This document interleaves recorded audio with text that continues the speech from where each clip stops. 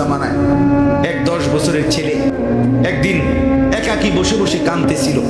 তো ওই জামানার এক বুজুর্গ ছেলেটাকে জিজ্ঞেস করছে, বাবা এত ছোট মানুষ তুমি কাঁদতেছো কেন? বলতেছে, আমি জাহান্নামের ভয়ে কাঁদতেছি। আমি এটা অনেক ওয়াজে শুনছি আগে।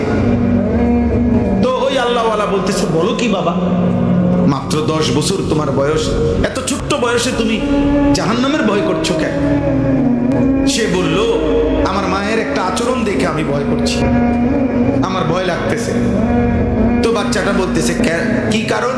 উনি বলছেন, বাচ্চাটা বলতেছে, আমি অনেক দিন খেয়াল করে দেখছি আমার আম্মা যে রান্না বান্নার জন্য চুলায় লাকড়ি দিয়া রান্না বান্না করে মা আমার, আমি অনেক দিন দেখছি মা আগুন ধরাইবার জন্য প্রথম ছোট ছোট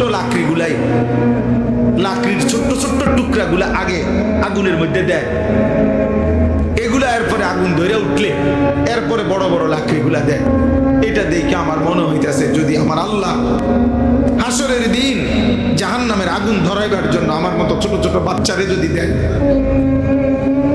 ফেলে আগে, আর সেখানে যদি আমাকেও ফেলে, কি হবে আমার?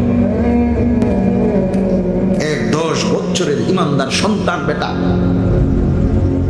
মায়ের আচরণ